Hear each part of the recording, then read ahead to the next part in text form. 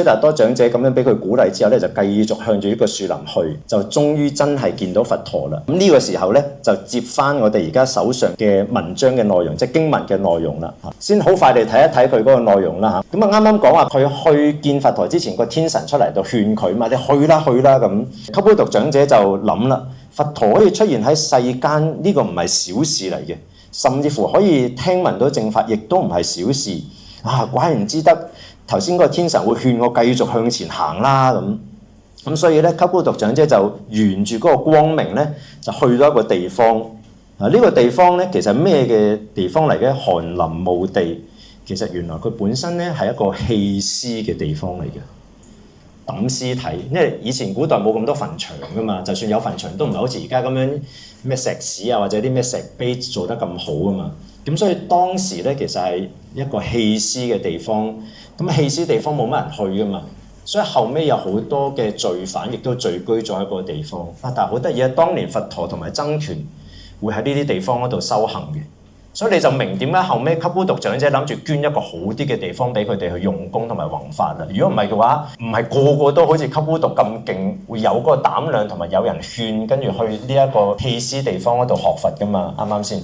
好啦，翻嚟呢個情節嗰度就係，鳩槃獨長者嗰時就係受到鼓勵，所以就繼續去。咁最尾見到佛陀啦。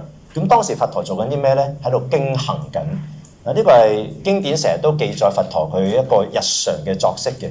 佢每晚係瞓幾個鐘。咁然之後佢醒咗之後咧，佢通常會做幾樣嘢，一個就係經行啦，第二個佢會常做咧就係做慈心觀，散播慈心俾三界所有嘅眾生。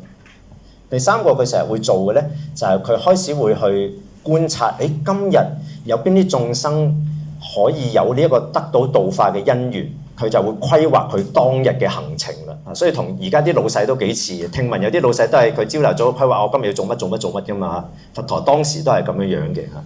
南傳嘅佛經仲記載咗一個片段嚇，好少見嘅。有一部經記載佛陀朝頭早經行嘅時候，即係行禪嘅時候咧，佢會喺度背誦一啲佛經嘅內容。行禪嘅時候啊，喺度背誦佛經嘅內容。咁所以呢個小片段就引發咗大家嘅好奇。呢個題外話嚟㗎。你哋覺得佛陀點解佢行禪嘅時候會喺度背誦佛經嘅內容？佛經唔係佛陀講嘅咩？點解佢仲要背誦咧？有人就估唔通佛陀 rehearsal 彩排啊，講定啊，我今日見到邊個嘅時候要咁樣講嚇，跟住見到另外一個人要咁樣講，有冇可能咧？我哋唔知，不過理論上咧，照翻佛教嘅道理咧，應該冇呢個需要嘅嚇，甚至乎有祖師大德話佛陀係直情開口説法之前，佢根本都唔需要經過思維，因為係佢自己切身嘅體會啦嘛，所以佢係直接流露出嚟嘅。咁所以排除咗佢要彩排啦。學者或者呢啲嘅高僧佢哋嘅解讀係咩咧？佢哋認為咧，佛經記載佛陀當時復述呢啲內容，其實都係喺度憶念啊。有冇聽過一個術語叫如理作意或者如理思維啊？佢有幾個解讀嘅，其中一個解讀咧，我哋因為題外話，所以簡單啲咁樣講，就係你去回憶翻一啲正法嘅內容，回憶翻正法嘅內容。咁而剛才所講佛陀嗰個片段，其實對我哋嚟講都好有啟發嘅，連佛陀佢都去憶念翻，呢樣嘢係正法嘅喎。